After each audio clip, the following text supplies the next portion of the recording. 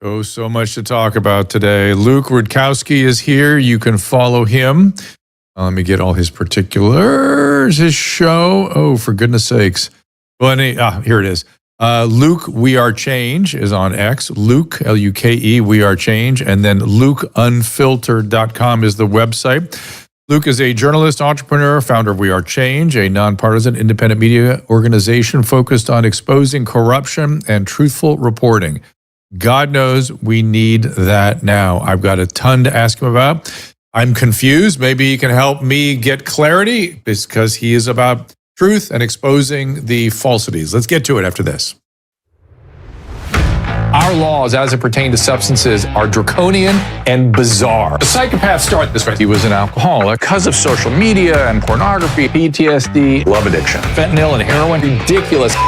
I'm a doctor, for sake. Where the hell do you think I learned that? I'm just saying, you go to treatment before you kill people. I am a clinician. I observe things about these chemicals. Let's just deal with what's real. We used to get these calls on Loveline all the time. Educate adolescents and to prevent and to treat. If you have trouble you can't stop and you want to help stop it, I can help. I got a lot to say. I got a lot more to say.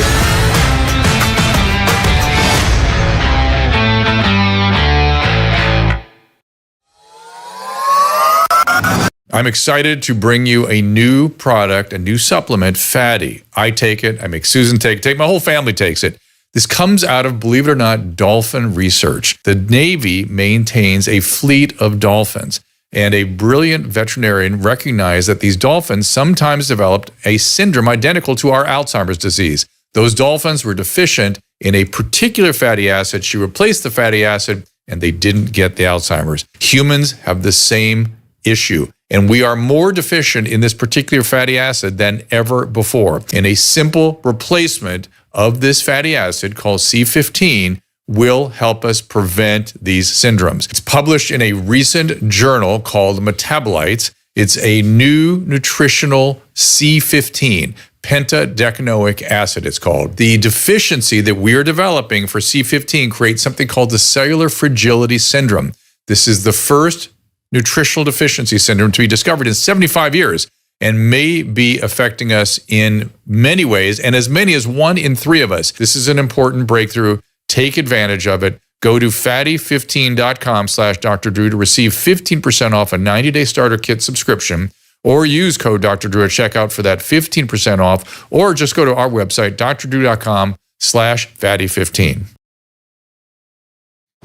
All right, as I said, you can follow Luke on X at Luke We Are Change. Luke Unfiltered is at .com is his website. Also, We Are Change on Rumble and YouTube. Please welcome Luke Rudkowski. Luke, welcome to the program. Hey, Dr. Drew, thank you so much for having me. It was great being on Timcast with you a couple years ago. It was a really fun episode. So it's going to be great to continue this conversation. Since last time we talked, we kind of went down into the weeds. We really kind of delved into some really niche topics, which I was super excited to talk about. So I'm very excited for this conversation. Well, I'll tell you what I remember you and I talking about, I think, and we were early to the game, was seed oils, right? Yeah. Yes. And I have not changed my opinion one bit. I have the exact same opinion. And we live now in a time when many of these restaurants and chains and whatnot are starting to switch over to tallow, which is a big, big deal. Yeah, we just saw a number of chain restaurants announce, we're going to move away from this engine lubricant, this highly inflammatory, larger kind of indicator of the obesity crisis that we're all facing. And it's beautiful to see because I don't know about you, Dr. Drew, but to me, it seems like we're going through a kind of renaissance. We're going through a very kind of transitional period in our lives right now where everything is just being upended. Everything is being uprooted. And we're looking at the roots and they're pretty nasty. They're pretty disgusting. And we're finding out that, hey, maybe my life in my own hands is the best way to kind of go about this existence that we all have. God forbid, what the government, that's the way the government intended it, the original framers at least. But yeah, I kind of feel like we are, I keep dialing the clock back further. I'm starting to think that this is a 100-year plus arc from the Wilson era forward. I wonder what you think about that. No, I mean, this goes back for a very, very long time, especially since the institution of the private Federal Reserve banking system in 1913 and the larger kind of introduction of this income tax. All of that stuff right now is being upended. This whole fractional reserve banking system that we're all under is absolutely tyrannical. It is evil. It is robbing us of any kind of fortune and wealth and prosperity. And I did a video today earlier on my YouTube channel on We Are Change, specifically detailing a comment that Elon Musk made with his larger Doge efforts, saying specifically, I'm worried for my life if I expose this. And I was like, okay, what is he talking about here, since he's not really giving us any specifics? And I said, he's probably talking about the big banksters. He's probably talking about that or a bunch of other scenarios that are kind of laid out there for my audience. But I think the biggest proponent here that he's scared to kind of unravel is the big banking system, because they also do have a history. The central banks do have a very long, extensive history of taking out a lot of their opponents. And whether it's JFK, Lincoln, Jefferson. I'm going to push back a little bit, and I think it was on Joe Rogan, and if my memory serves me, what prompted him to say that, he started talking about the defense budget, and that if he exposed that, and then he went on. He didn't say specifically it was the defense budget, but that's what sort of led him into that comment. So that really worried me. I was like, well, who would that be? The banksters, I get. Because people have been talking about that for a long time. But this other shadowy, arms dealy, I don't know what group, who is that? That was my second hypothesis that I laid out there. First, I said it's the banks. Then I said it's probably the secret CIA black budgets with the Pentagon that are working on some really awful, crazy, insane experiments that when we would find out about, we would be absolutely shocked and distrustful of the system forever. So, the CIA does conduct a lot of their kind of operations through drug trafficking, human trafficking, overthrowing governments. But there also is a subsect of the Pentagon working on some really crazy stuff regarding chimeras, human biological experiments, merging human beings with animals, gene splicing technology that, of course, no one's really privy to, no one really understands. But I bet Elon Musk, looking at the receipts, looking at the scientific studies, this goes far beyond those evil Dr. Fauci studies with those flies and beagles. This is far beyond even what we are even capable of probably thinking about, that he's unraveling and showing, oh my God, these guys are playing God. These guys are essentially creating a scenario where they're able to be these mad scientists, these evil scientists that we see in movies, but they're actually carrying out a lot of their horrific experiments in real time, which should terrify a lot of people. So that was case scenario 2 about the likelihood of threats against Elon Musk with what he's exposing with the Doge there. So you're right on it too, because he didn't make that comment right before. I hope you are so wrong on that. I'm getting sort of root exposure fatigue, to keep your metaphor going. It's like I'm numb to all of it. Maybe we'll get to the point where we will expose chimeras, and I'll be like, all right, okay, well, that's what I thought. Anyway, what's for lunch? I mean, it's weird, but I want to. Something is bugging me right now, which is I was listening. I'm a nut, and I listen to French radio talk, and just to get my French language up and to sort of learn the language as it's spoken in France. And they had a woman on yesterday who was the director of Russian television in France. Okay, so do you remember we had RT here in the United States? Do you remember that? Okay. Oh, yeah. I remember it because I went on 2 different William Shatner TV shows at RT in New York City. And he had, actually one of them was here. One was here, one was in New York, I think. And Bill Shatner loved them. He thought they were the greatest. They were all a bunch of young American kids. It was not like there was a bunch of Mata Haris running around there or people with Russian accents even. Or people that had ever lived in Russia. One guy had, and that all broke down during the Ukrainian invasion. And this woman, her name was Yelena Fedorova, speaks perfect French. She was from Russia, moved to France in 2014, and she was canceled in a way that was rather extraordinary. I mean, she was like, her life was made miserable. I have trouble looking for her on Google now. And she got on the radio yesterday and went, this is what happened to me. I'm a journalist. Gelman amnesia, everybody. This is all bullshit. I don't have anything to do with Putin. I was just a young journalist in France, took a job with this Russian TV, much like somebody from the Middle East would take an Al Jazeera job in France. It's the same thing with me.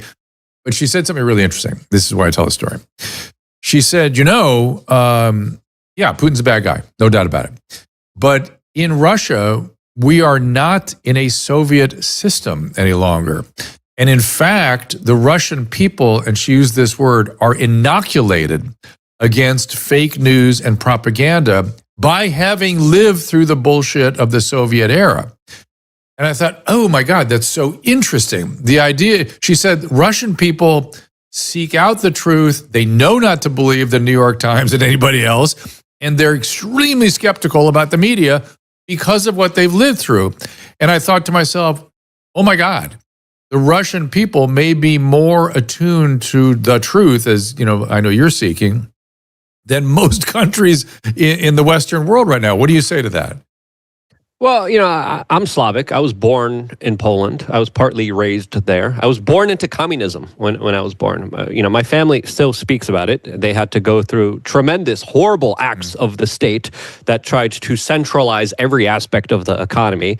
They were absolutely against the family unit. They were absolutely against church and religion.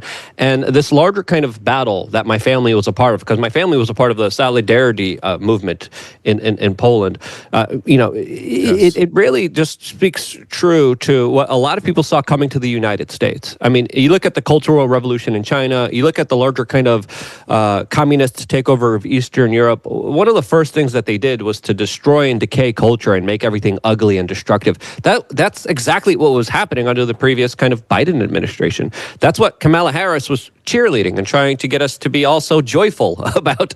And when you see these larger initiatives, the Slavic people are known for being, a little bit cold, but also mistrustful. So my family, a lot of them that I speak to and still have good relationships with, a lot of them aren't happy with any form of government, specifically the Poles. The Poles dealt with the crazy leftists, the crazy right-wingers. We're kind of in the middle. We're stuck in a geopolitically not strategic zone and area.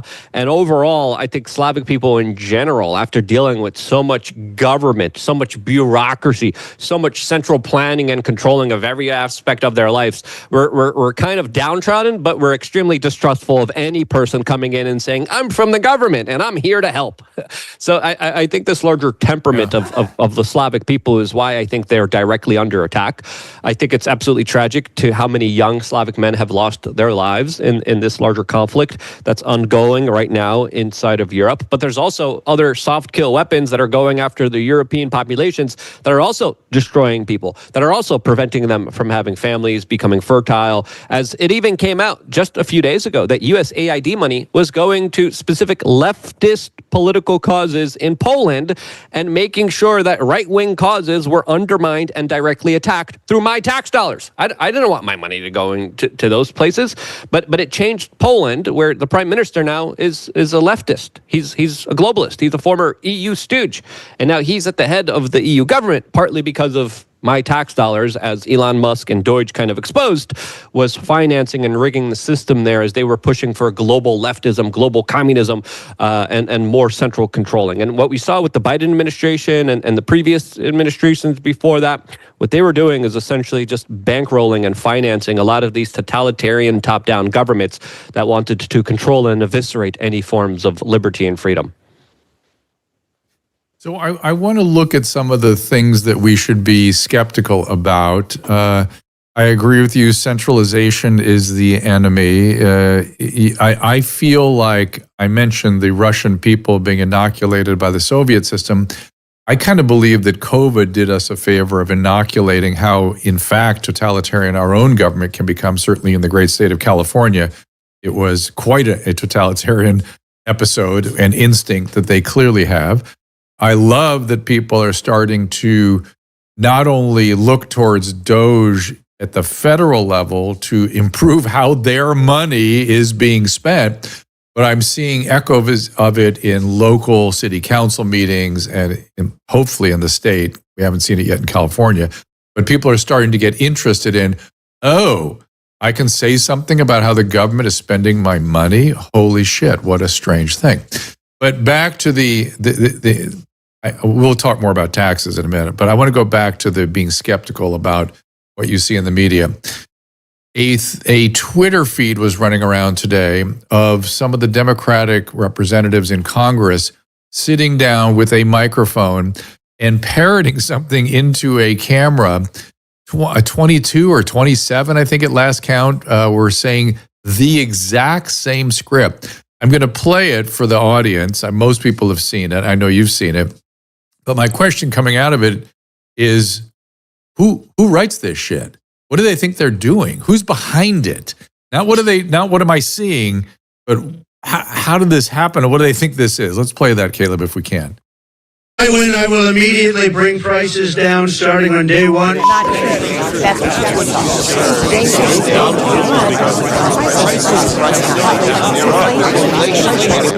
the truth. And that is the truth. And that is the truth. They're all reading the exact same script. They cut to the same little video. And I don't know if it's the truth or not the truth, because I couldn't tell what they even were talking about. What was that? Who wrote that? What do they think they're doing? Is that their new campaign to find a new Joe Rogan? Yeah, I mean, I don't think it's going to work. I think they have a big uphill battle when it comes to the messaging, marketing, and PR behind everything that they're trying to achieve here. But clearly, it's is that what that was? Is that what some PR group? Is that what some group came in and said? Okay, here's what we're going to do. Yeah, probably connected to the CIA. Let's just be honest with ourselves, because the CIA has been pulling a lot of the strings of the corporate media. Now they understand that, of course, they need to influence social media, and they have. They were able to cover up the COVID origin story by going to all these big tech companies and saying, you guys are not going to talk about it. And then Facebook and all these other companies are like, yeah, sure, okay, fine, we won't. But Luke, you're saying CIA, my understanding from the reading of the Twitter files and talking to Michael Schellenberger, it came from the White House, not from the CIA. Yeah. Well, now they don't have control of the White House. So clearly it's not going to be the same Donald Trump White House that's going to be saying, hey guys, say all of this. Or maybe it's a part of some kind of 4D chess kind of psychological move here. But truly, and again, we don't have the receipts. We don't know exactly who did this, who orchestrated this, who organized this. My initial kind of some kind of reaction to this is that, I think a lot of the people that lost control of the narrative are desperately trying to get it back. And the more they try to fight this, the more they kind of reveal themselves.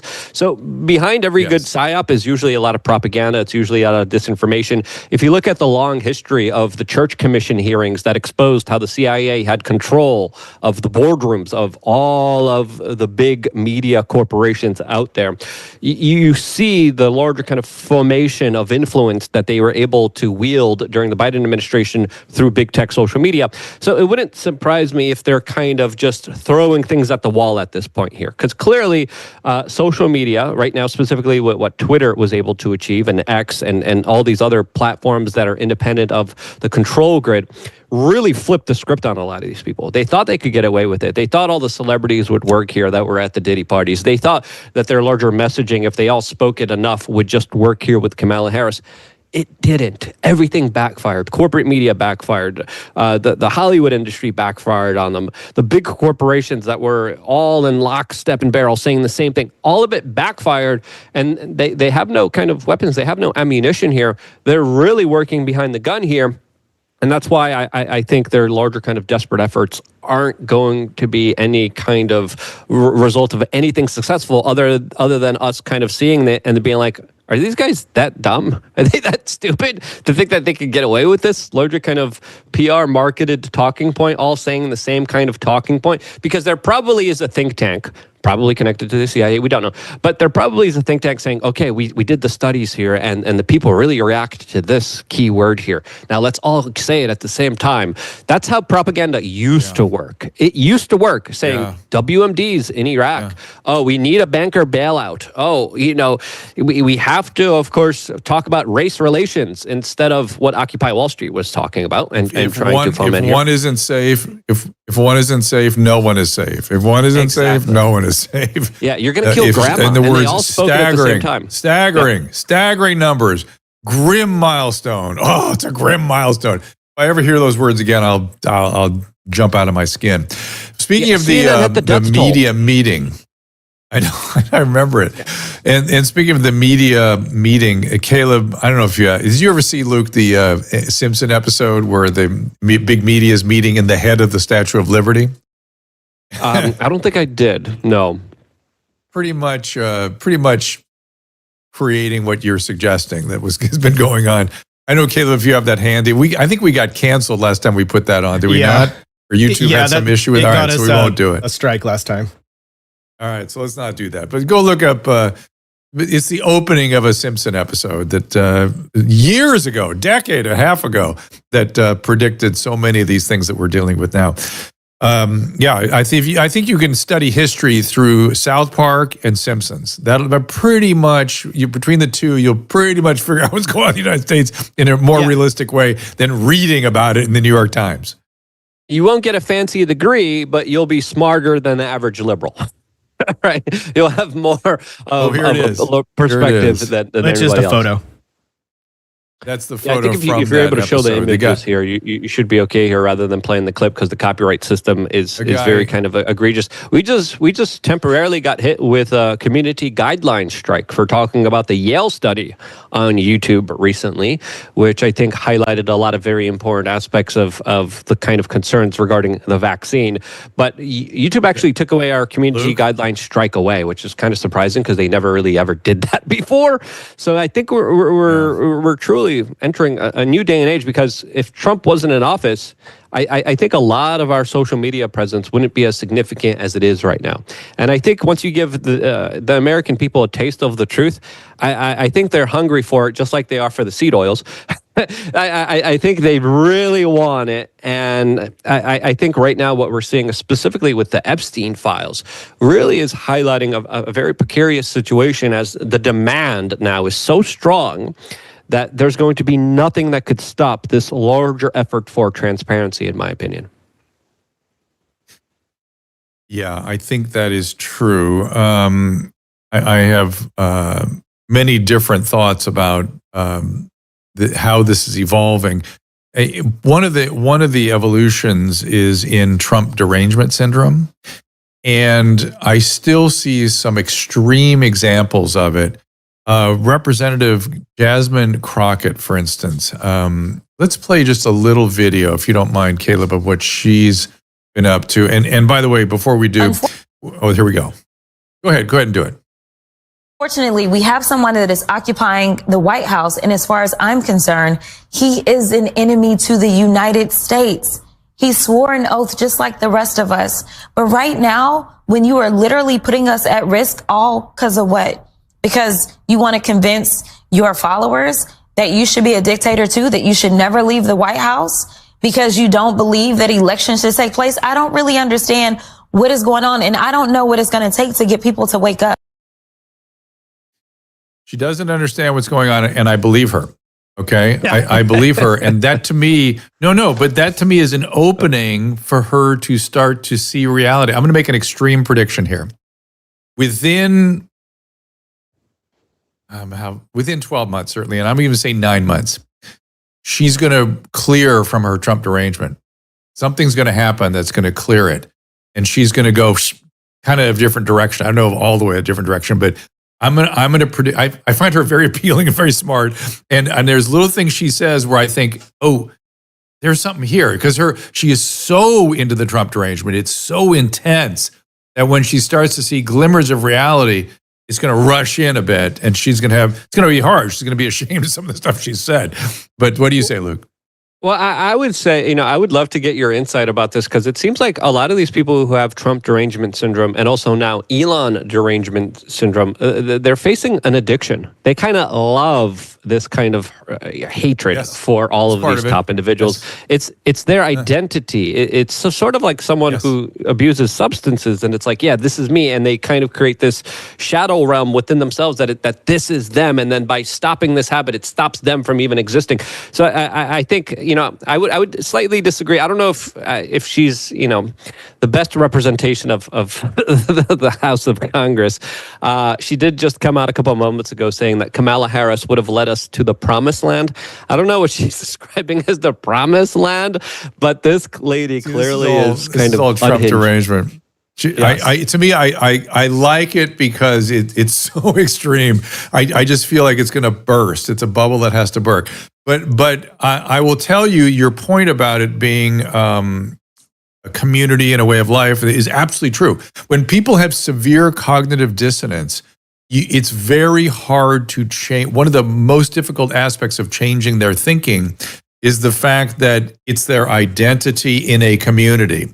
And so if let's say you're a flat earther, you'd have to first go, oh crap, I'm wrong. And then who I am in this world that I live in and navigate all the time, who are my friends going to be now? How am I going to identify myself? So there is a social component of these syndromes that I don't know why I think she's going to turn, because she is so extreme. It's like an independence that I'm seeing, and that independence may be an opportunity for her to wake up in some weird way. I don't know. We'll see. It's an extreme prediction. I understand. Yeah, that's a very extreme prediction. I want to place like a friendly bet on something like, I don't know, 100 push-ups or something, whether she's going to turn or not turn. Because I want to give hope to everyone. I want to give everyone the chance and opportunity to kind of redeem themselves. And I think that's one of the great kind of qualities about American politics, is that we allow people to kind of reinvent themselves, to admit that they were wrong. Sometimes I'm wrong. A lot of people don't like to admit that they're wrong themselves. But we're living in this kind of day and age where we have a lot of echo chambers and a lot of people that just love to hear themselves talk and love to hear their opinion regurgitated to them at the same way. Now, we all have our biases. I have my biases. I automatically look at the intel agencies and CIA as partly responsible for a lot of the problems out there, but I understand where my bias is coming from, especially being in the media industry for 21 years, looking and researching into all the rabbit holes. A lot of the times, it truly is right. Sometimes it isn't, and sometimes it is just the human nature of stuff that happens and not an actual conspiracy.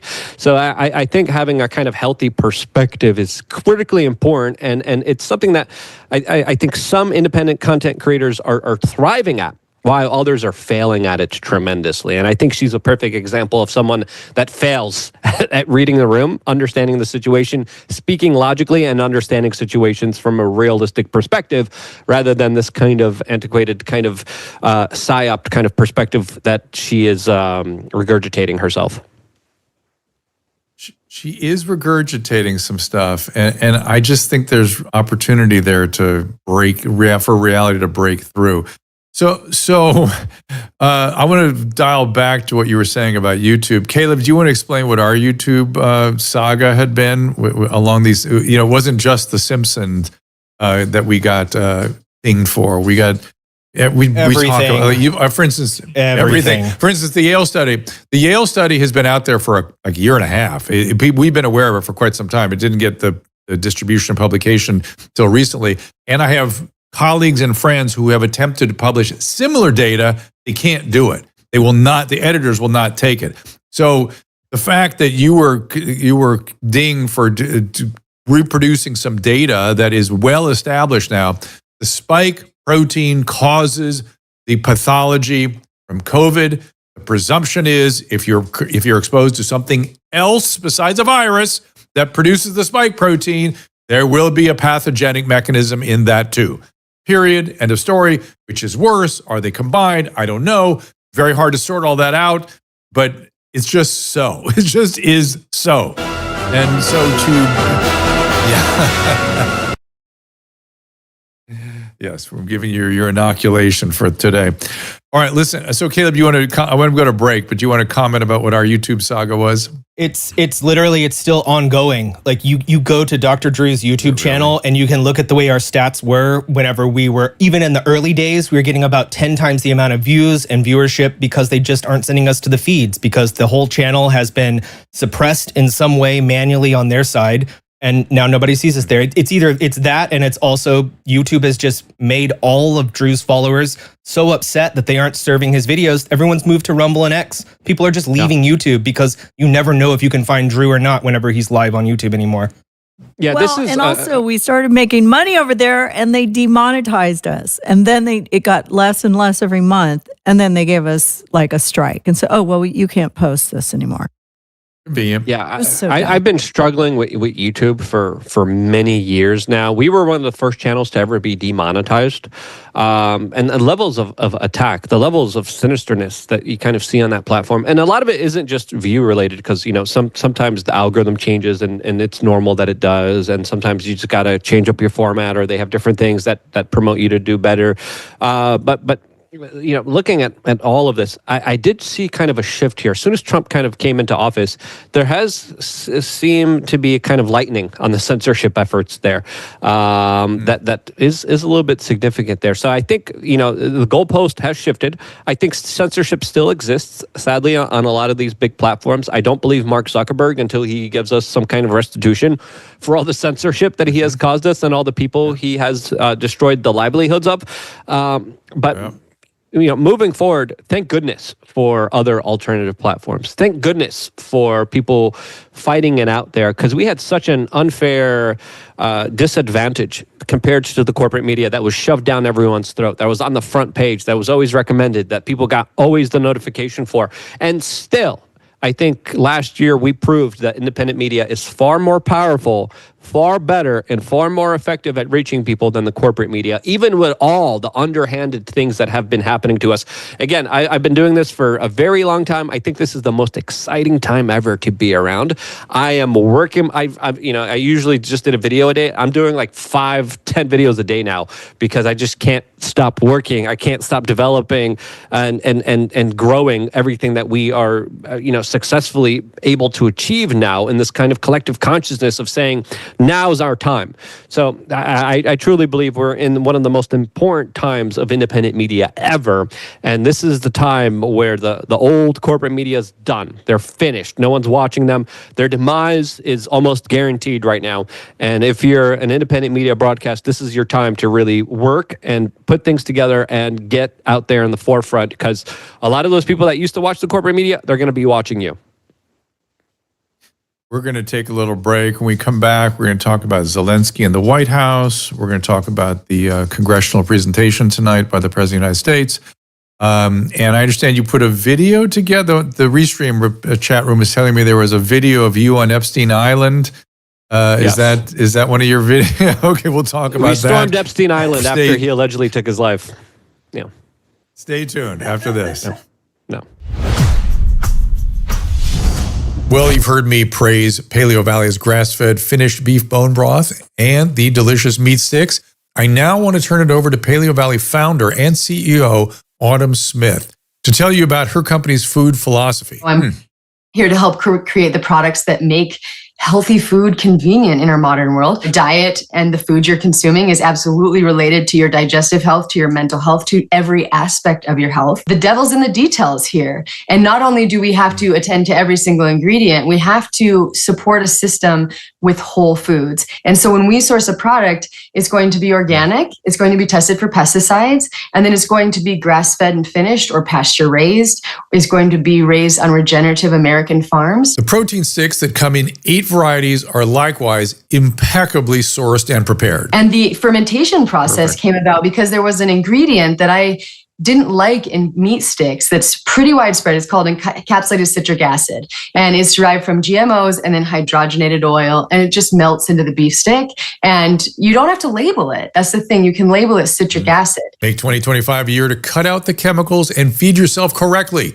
Go to drdrew.com/paleovalley for 15% off your first order, 20% off when you subscribe.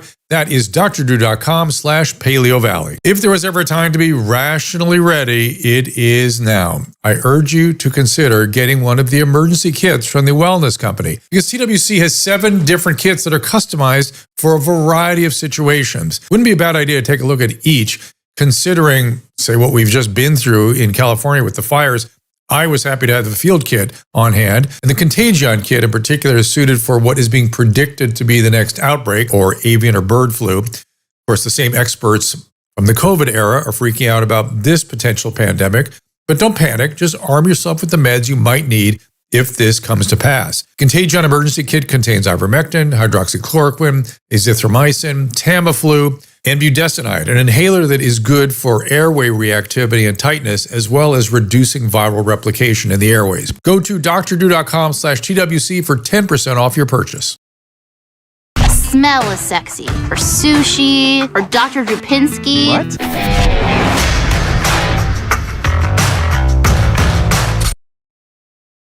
I've recently learned that scammers can steal your home right out from under you. The FBI calls it house stealing, and it's a growing real estate scam targeting American homeowners. Here is how it works. Criminals forge your signature on one document, use a fake notary stamp, pay a small fee, file it with your local recorder's office, and just like that, your home title has been transferred out of your name. Then they can take out loans using your equity as collateral, or even sell the property behind your back. And you won't even know it's happening until you start getting collection or foreclosure notices. It sounds like a nightmare. So let me ask you, when was the last time you checked your home title? If you're like most people, the answer is never, and that's exactly what scammers are counting on. That's why Home Title Lock is there for you.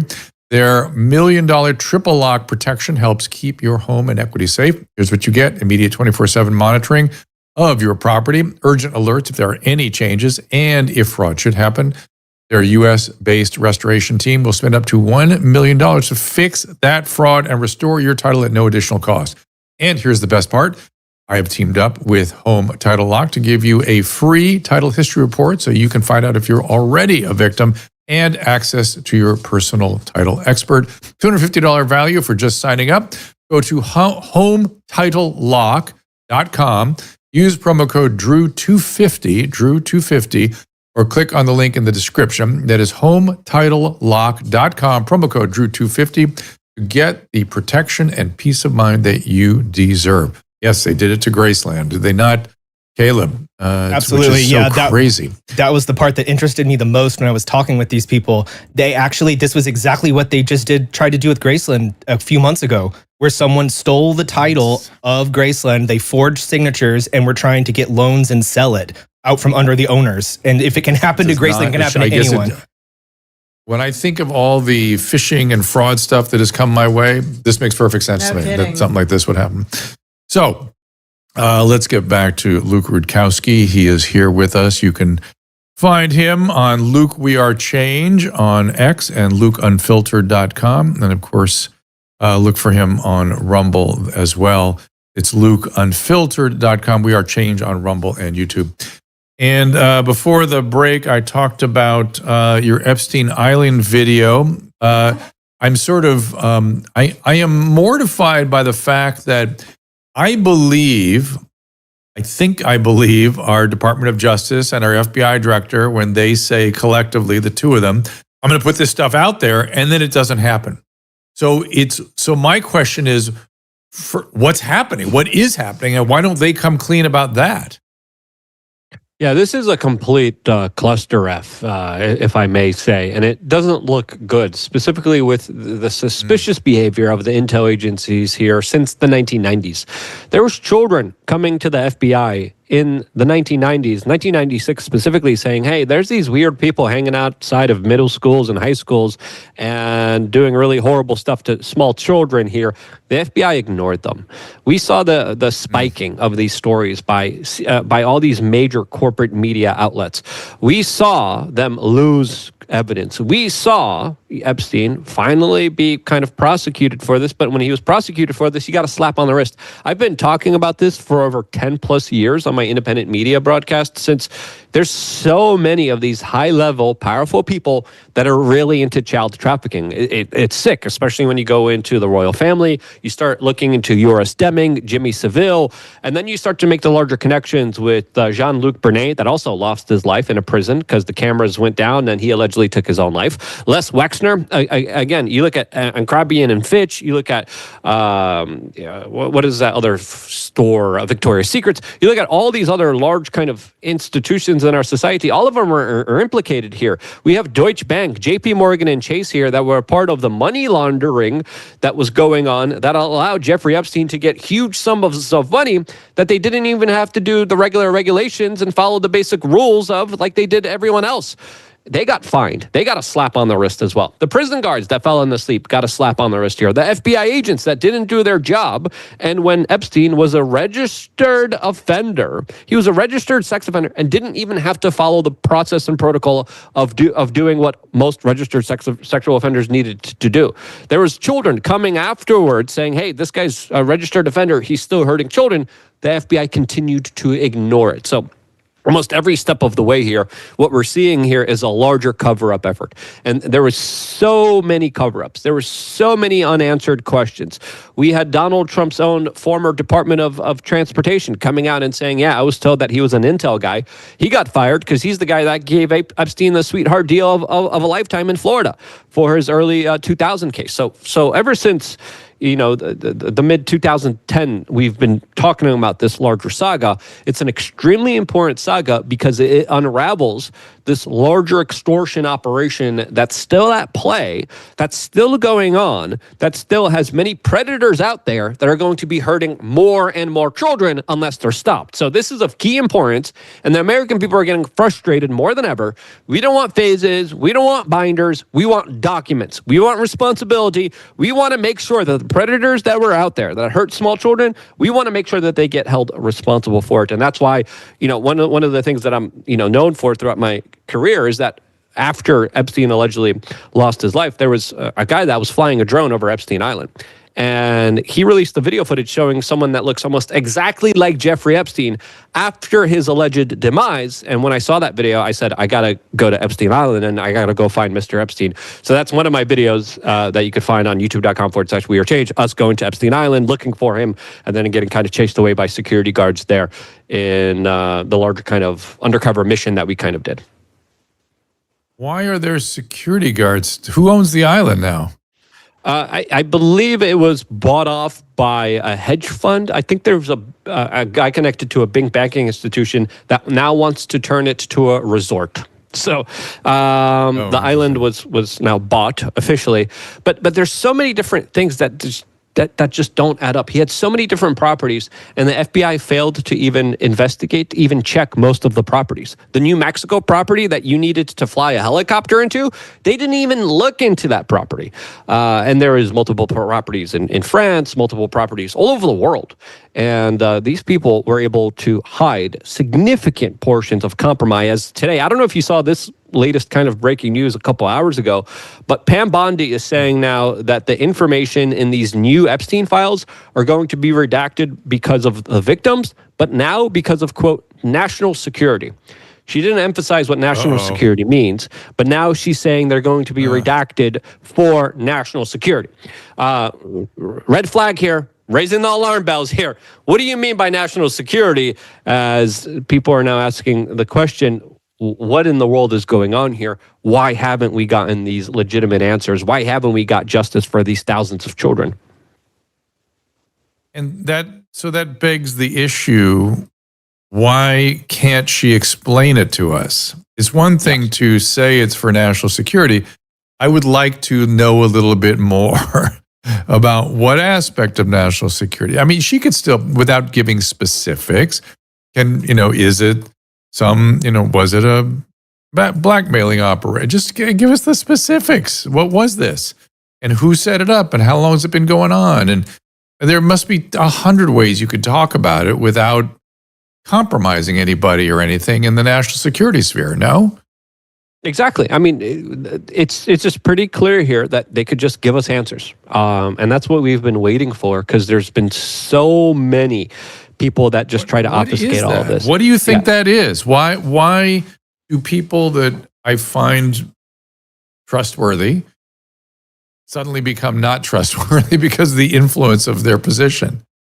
When you have extortion materials of you doing horrible things to small children, and you have photos and videotapes, you own that person. You control that person. And some of them are just knowingly evil and participated willingly. Some people were kind of ensnared and entrapped with, young women that just look like they were potentially 18 or 21, but were a lot younger, and then they videotaped them doing stuff with them. As there were surveillance cameras everywhere. There were surveillance cameras in the restrooms, in the hallways, and all the bedrooms of Jeffrey Epstein's apartment complex in New York City. They talked about an entire room just dedicated to the surveillance that was all throughout that apartment, where we saw the Prime Minister of Israel walk into. We saw the daughter of the Prime Minister of Australia hanging out hand in hand with Mr. Epstein. We saw Woody Allen just walk on in there. Like it's not even a big deal. So clearly, so many powerful people were just walking in and out of that building. Clearly, that building was tapped. It was wired professionally. Who was getting those recordings? What were they doing with those recordings? And I think it's fair to say, and this is of utmost importance for Trump to get rid of this and to expose this, because the compromise, the power the intel agencies have over all these people, they're being used against Donald Trump. And interesting. It's so confusing to me to try to understand what. Let's say it this way.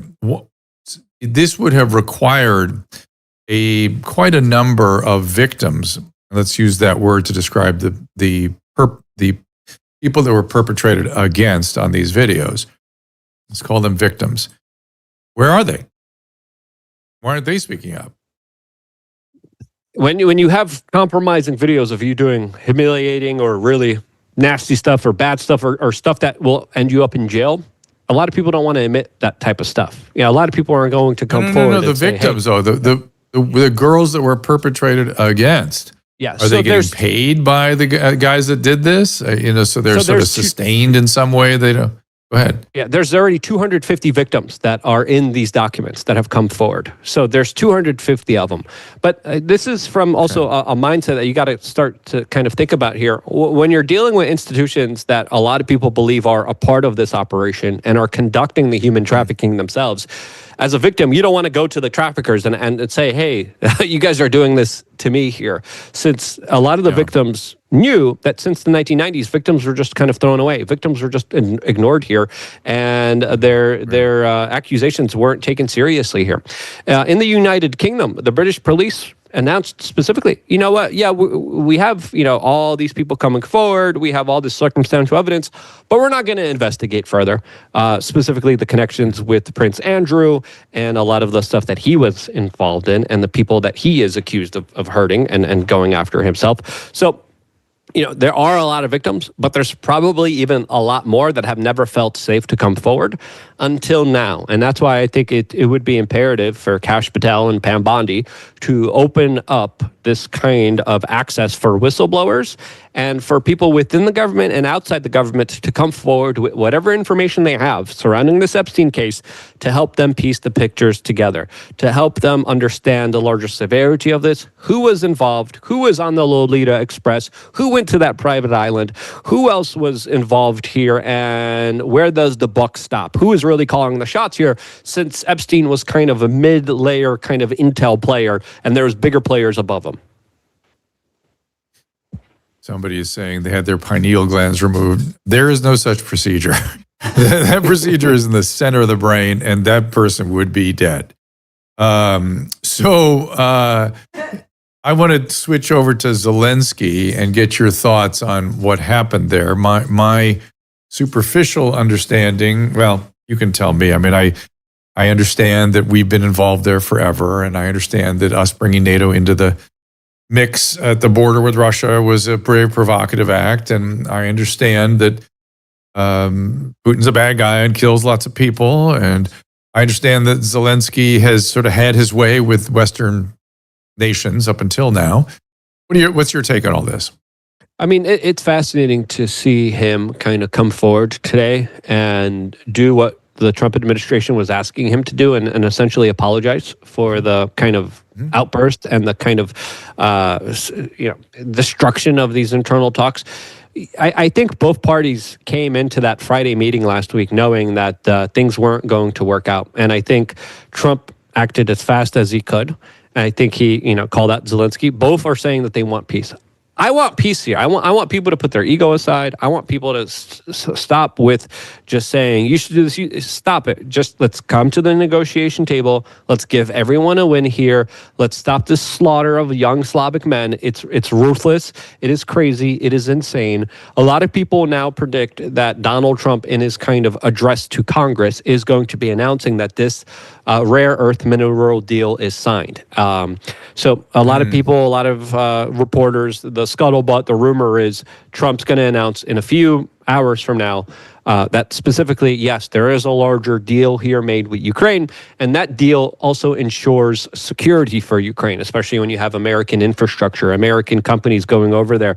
They're going to be protected by that, and those are the long-term security assurances that I think Zelenskyy is failing to understand here, because if there's a way for the Ukrainian economy to make money, the American economy to make money, and to give America a win here and an interest to actually be involved here and have their resources there, I think that is a way of actually achieving peace here. Trump's working with a lot of different kind of pieces on the chessboard here. You have Vladimir Putin coming out saying, you know what, Ukraine won't give you a rare earth mineral deal. We will.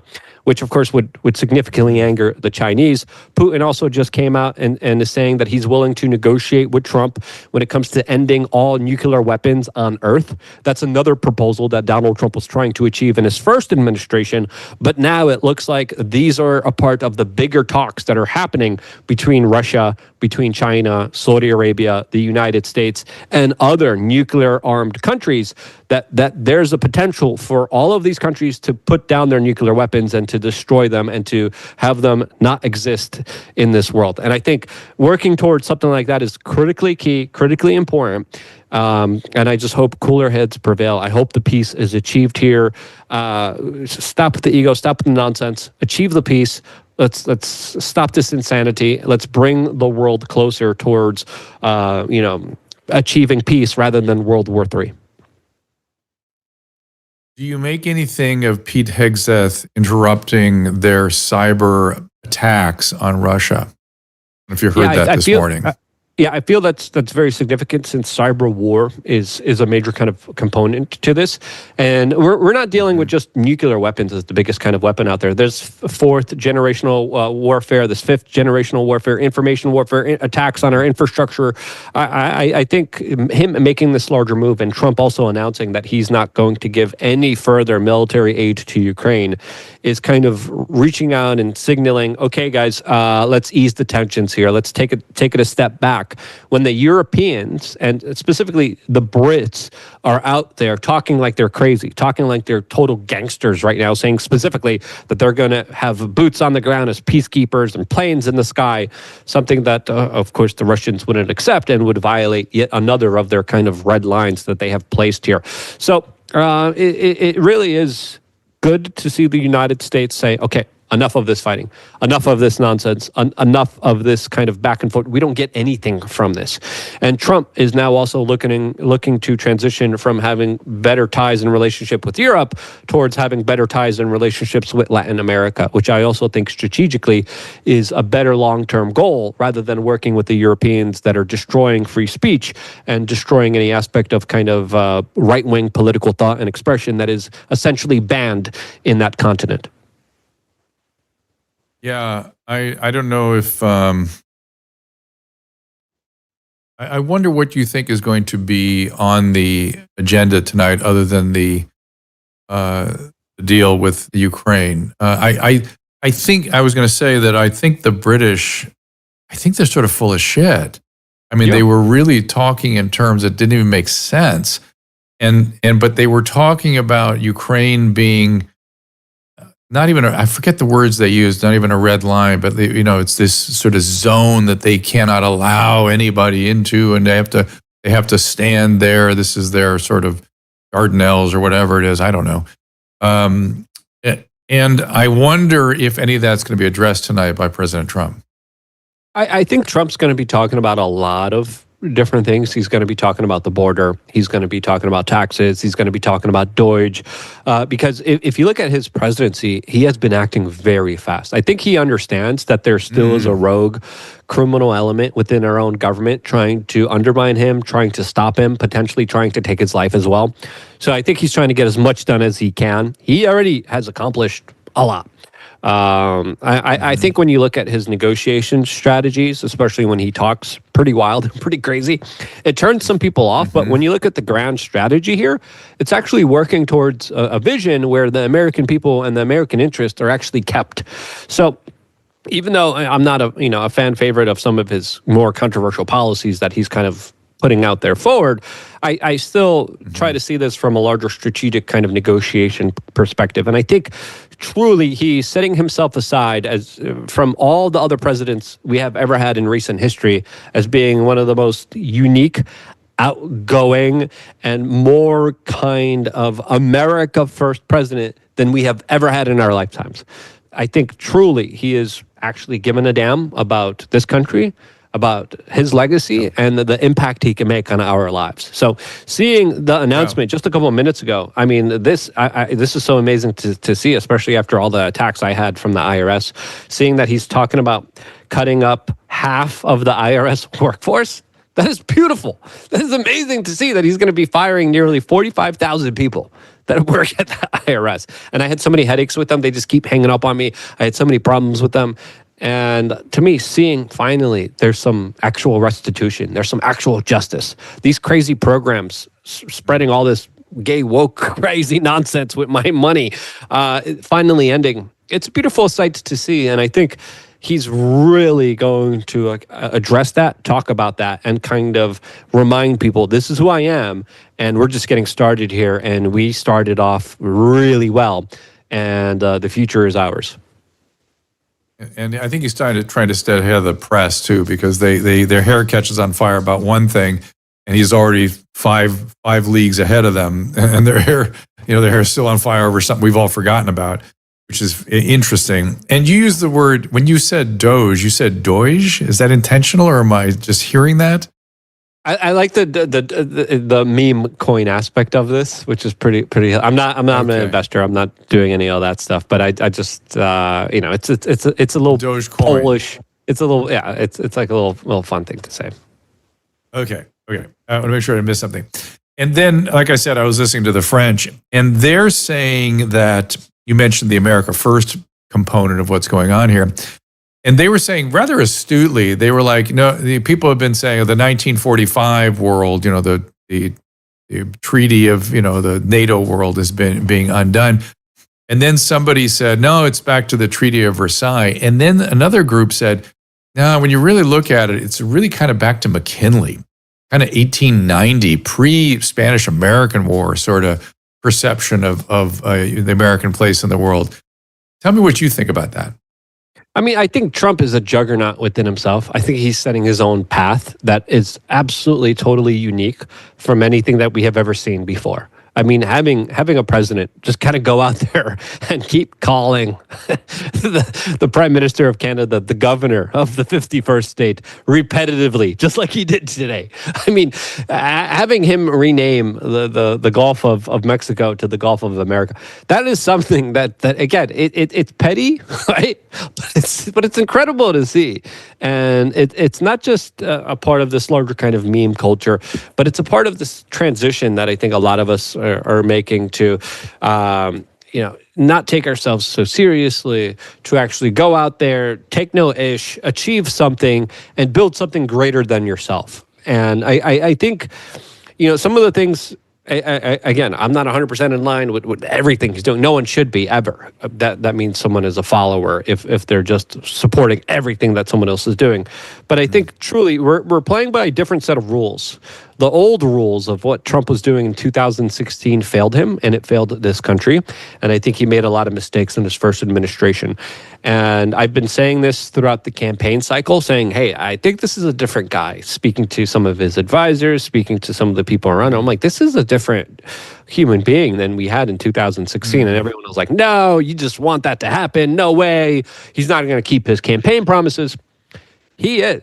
And I think more than ever, they're also more receptive to the people online. They're actually receptive to people's feedback here, and they're acting on it. And this is why our voice matters. This is why I've been so vocal about the Epstein stuff, which is so critically important, because that's going to be a big litmus test to see how his administration is going to be handling a lot of the larger controversial issues. But him going out there and pardoning Ross Ulbricht, pardoning the J6ers, and saying, F it, screw it, they're free. They faced unfair injustice in this country is really a larger hallmarker of this new juggernaut that we have never, ever seen before. That's pretty incredible to see. Looking at the chat here, Paul on Facebook says, we never paid France back for helping us in the fight for independence.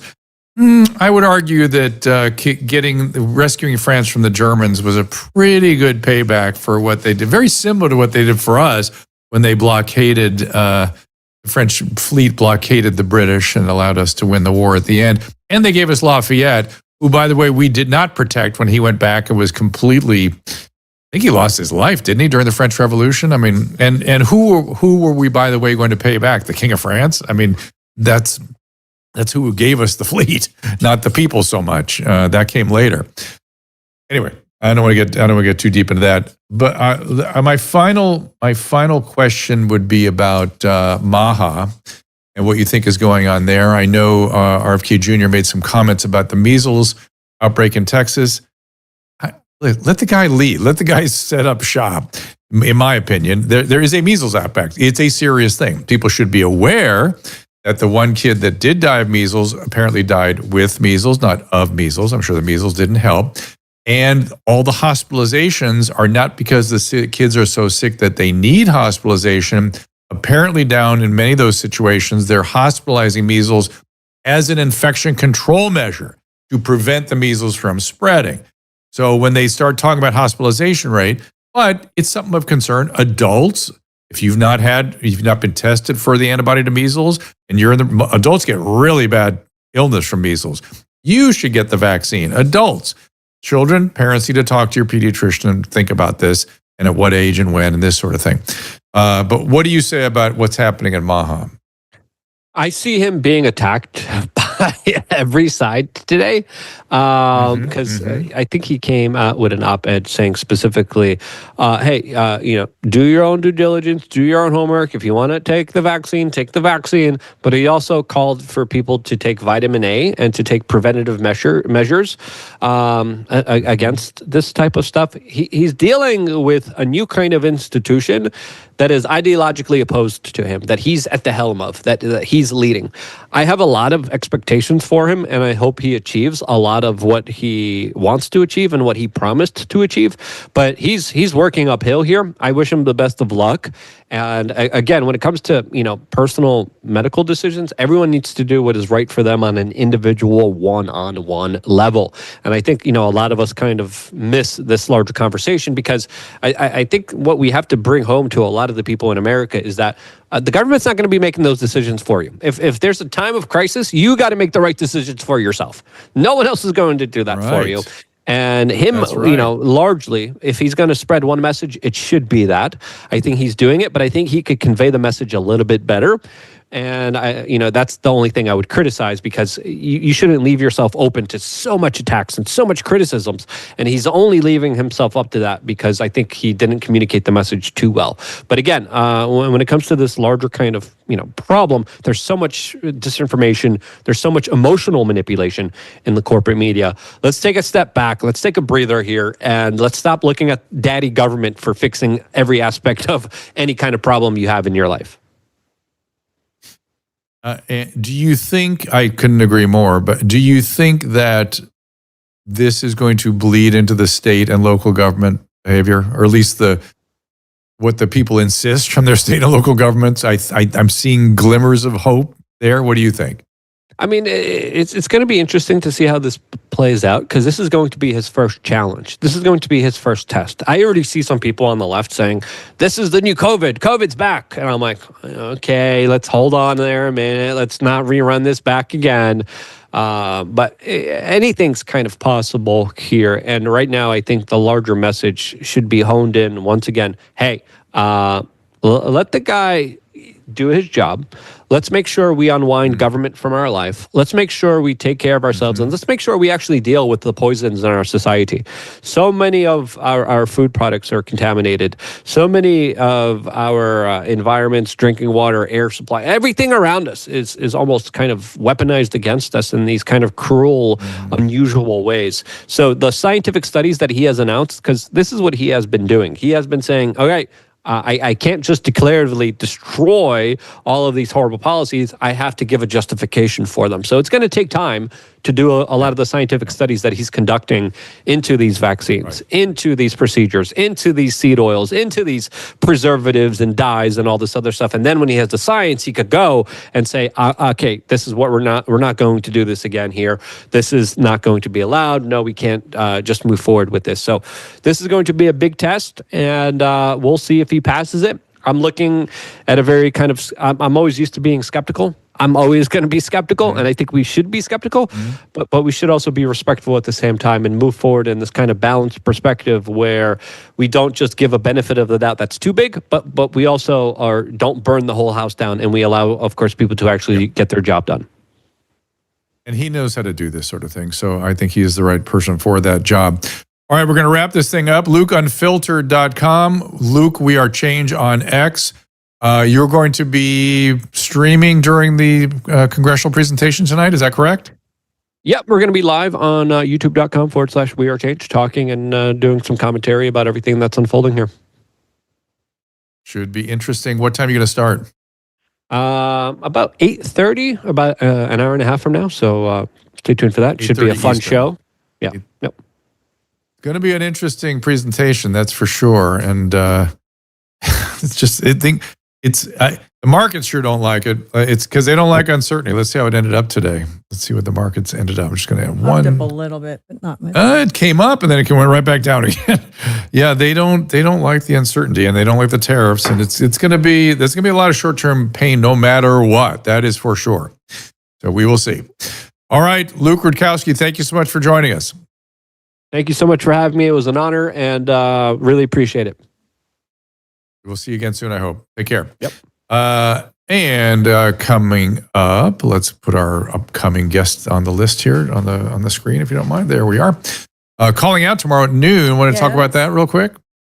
We're going to have everybody's favorite Tom Renz. He's the whistleblower attorney that is very interested in conspiracies, and he's going to come on with me and Jimmy and Emily Hagan and also Andrew Anderson at 12 p.m. So we're going to talk about like 12 p.m. Pacific. Epstein. We're going to talk about, we're going to dip into Kanye again because we've got some information on him. Oh, is Emily coming back? Yeah. And then also we're going to talk, what else are we going to talk about, Caleb? We're going to talk about World War III, but maybe, I'm not sure, but it looks like he is an expert on that. I just looked at his Twitter feed. Who?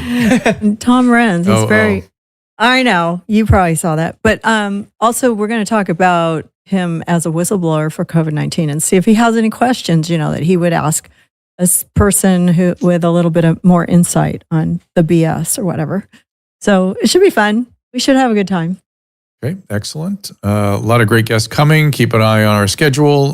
We have Representative Harriet Hegman tomorrow, Benji Backer. We have Michael Franzese, a very interesting dude. Kelly Victory is going to sit in for me on the 11th. Gary Sinise coming on March 19th.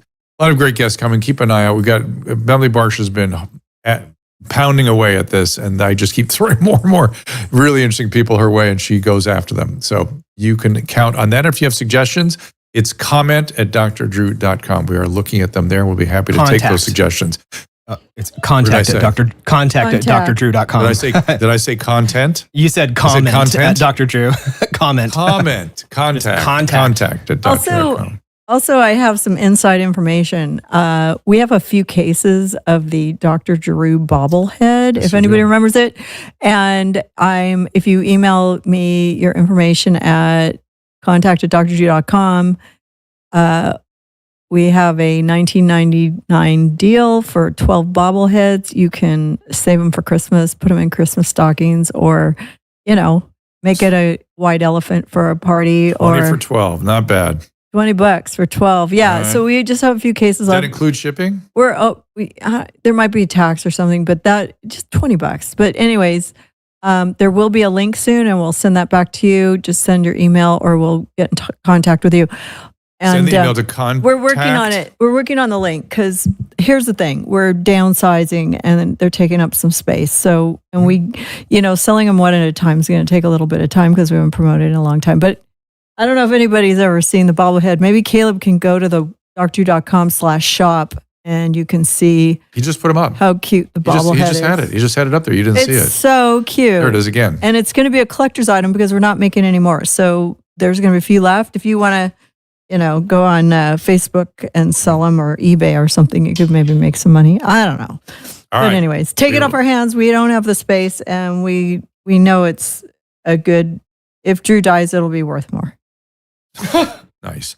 So I'm gonna be on Stiff Socks in a few minutes. I don't know when they air that, but Caleb, was anything I should? I was on there once before. Stiff Socks, yeah.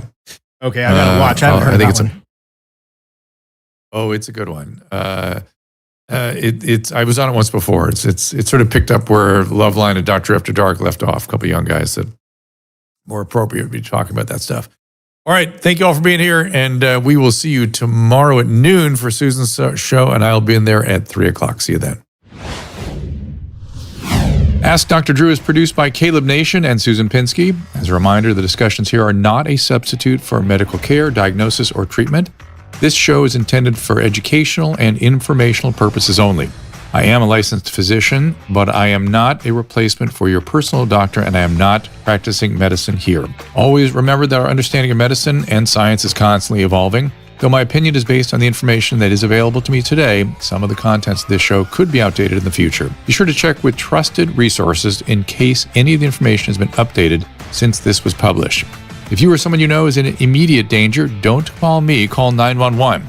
If you're feeling hopeless or suicidal, call the National Suicide Prevention Lifeline at 800-273-8255. You can find more of my recommended organizations and helpful resources at drdrew.com/help.